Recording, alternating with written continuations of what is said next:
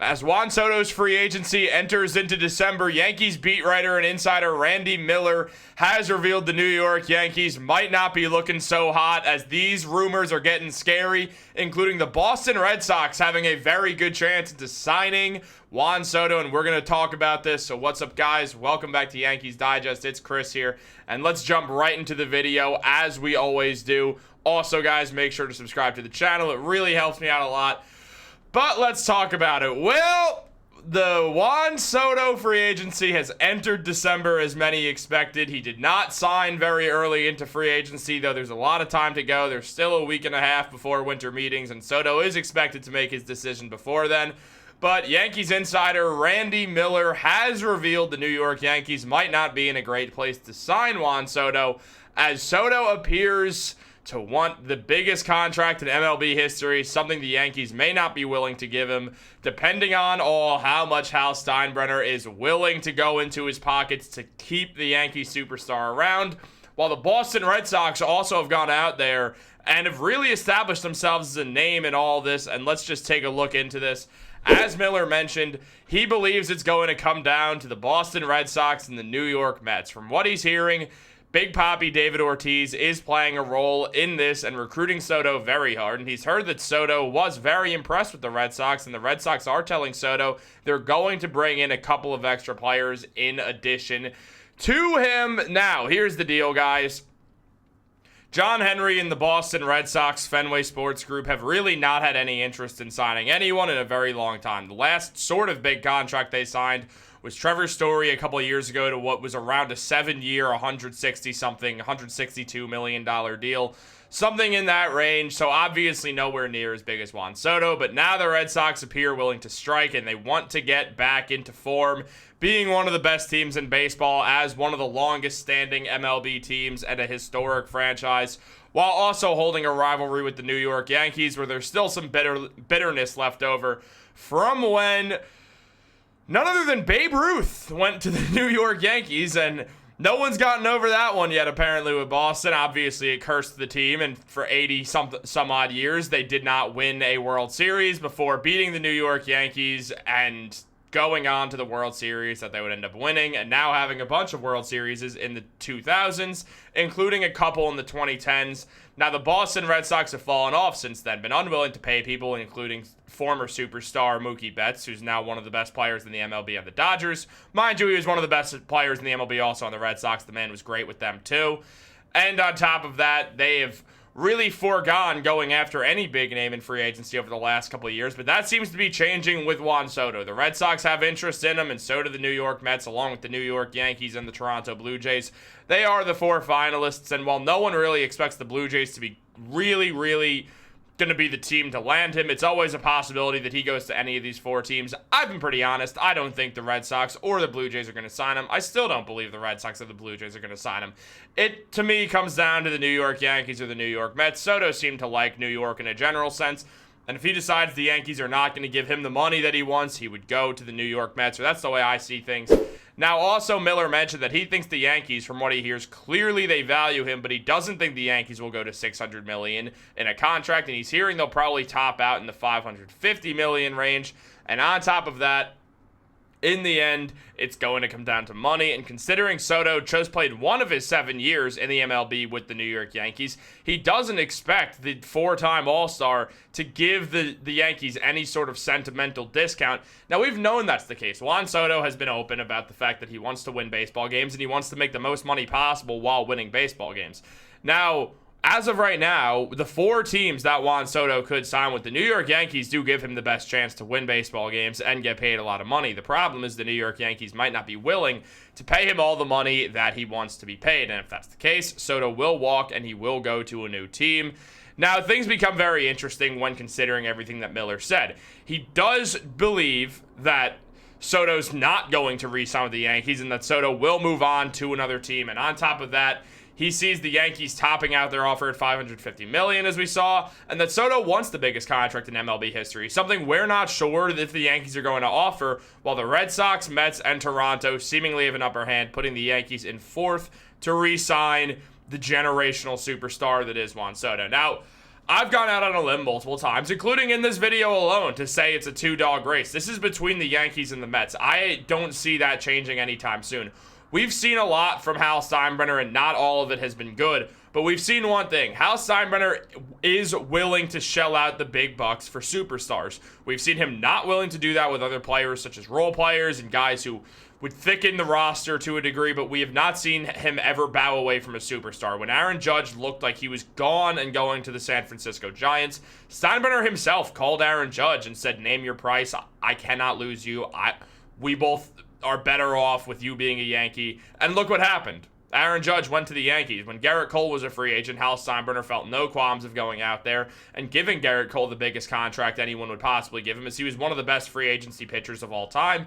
And Cole took the deal, opted out of his contract, opted out of his deal with the Yankees, with the opt-out he had this year, but never even hit free agency, as the Yankees were able to bring him back very quickly.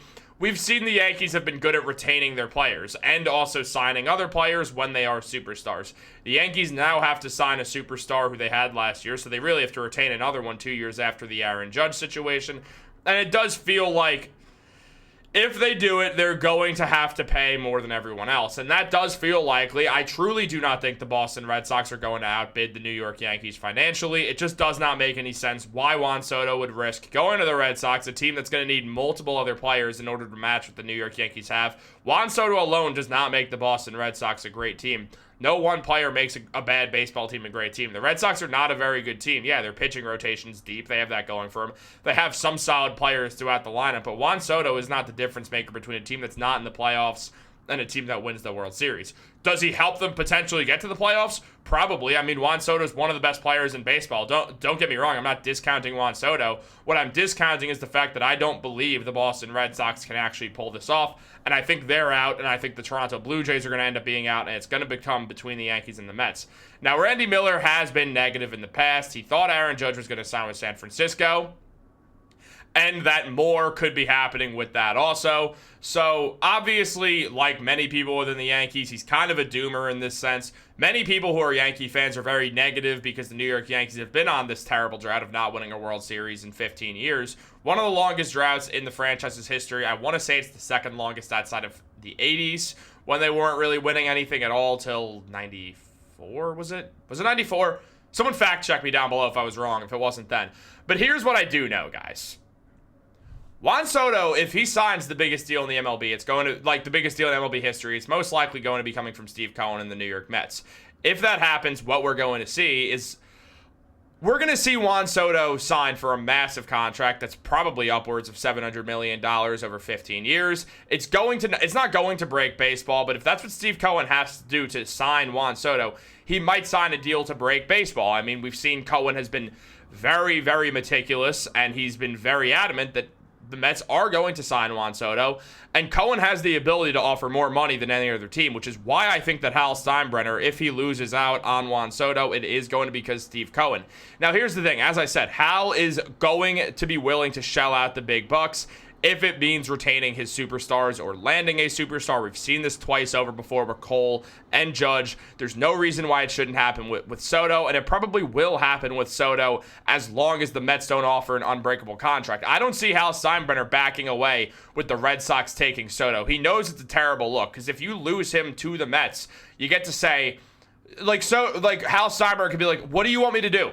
The man's got quadruple my money. I cannot do business with Soto if Steve Cohen's going to make it impossible for me. He has that ability. To Steve Cohen, money's not even remotely a real thing, and he can pay as much as he wants. He's always going to have enough money that he's never going to be stopped. With that being the case, Hal Steinbrenner can go out there and effectively say, look, I did everything I could, but I just don't have the money Steve Cohen does. World is not fair. The life's not fair. There's nothing I could do to stop this. There's no salary cap in baseball. I did everything I could, but the New York Mets have Steve Cohen, and he was not going to lose, and he just kept offering more money till we literally did not have money to offer. Cohen may go out there and try to sign Juan Soto to an $800 million contract just to do it. Here's the thing. Our owner's going to be okay with that. That's the biggest thing in the Yankees' favor. Is I do think the biggest threat to the New York Yankees, and the only threat to the New York Yankees, is the fact that Steve Cohen has more money than any other owner. Because of that, he could offer Soto more money, as we've been over. But are the owners going to be cool with that? Are they going to let Steve Cohen effectively break baseball by signing Juan Soto to some $800+ million deal where now players are going to be chasing that contract after? I mean, look, as great as Juan Soto is, and don't get me wrong, he's one of the best players in the MLB, there will be other players who hit free agency who are as good, slightly worse, or maybe even better than Juan Soto who hit free agency. It's happened before. Juan Soto is not the greatest free agent of all time. He's one of them. And yeah, it could be some time before a free agent as good as Soto hits the market, especially at that age. So again, I don't want it to sound like I'm downplaying Soto, but what I am saying is Soto's not the greatest baseball player of all time, and there is going to be someone who hits free agency, probably in the somewhat near future, who's as good or near as good, if not better, than Soto. And if that happens, no matter what, even if they're not as good as Soto, like Manny Machado's not as good as Bryce Harper, and the two of them were waiting it out so they could each get the most money and see who's going to budge first. Let me get more money than this guy. People are going to be meticulous about wanting to get the most money in baseball history, and if Juan Soto gets the most, someone else is going to want more than him, and it's going to get to a point where contracts are unpayable unless one team with the richest owner possible, the New York Mets, just decide to sign everyone in a way that the Los Angeles Dodgers are doing and make this an MLB with 28 teams that don't matter and 2 teams that do in the Mets and Dodgers. I do not see that happening. I don't see owners being okay with this because at the same time, remember, owners know that signing players is money coming directly out of their pocket. They don't want to lose their money. No owner wants to just give away money constantly and start losing money when they own a sports team. It's become this big real estate deal and owning sports teams. So it's just this situation where I don't see that being the case. So as long as Juan Soto and the New York Mets do not make some crazy deal, it feels like it's going to go to the Yankees. And even if they do, our owner is going to be okay with now having to get near $1 billion over a 10+ year contract just so teams can top what, or just so a player can top what Juan Soto got. No, I don't see that being a real situation. And Scott Boras doesn't just represent Juan Soto. There's going to be other guys who Boras represents who are going to want more money than Juan Soto. And Scott Boras puts himself in a really weird situation if Soto gets bank-breaking money. I do expect Juan Soto to get the most money in free agency history after you understand that Shohei Ohtani's not actually going to be making a value of $700 million because of the deferred money and interest and everything and inflation. It's going to be somewhere in the mid 400s, maybe near $500 million. Soto's going to try to get $650 million is my guess. And I do think he's going to succeed. And I probably would guess if it goes over $650, it is certainly going to be with the New York Mets.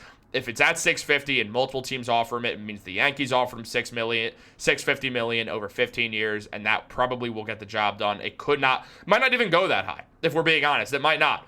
And I will say I do expect the Yankees to go over $550 million if they have to. Probably not much farther than that, but they will do it. Hal Steinbrenner understands what's at risk here and what would happen if the Yankees lose Soto. The Yankees would lose money off fans, probably being diehard fans would become way less interested in the Yankees knowing what happened, and I don't see that being the case. But guys, I know this was a long video, but I really wanted to discuss all this, so hopefully you enjoyed. Let me know what you think down below. Like this video, subscribe, turn on post notifications. Have a great day, and go Yankees. He's coming back, man, I promise.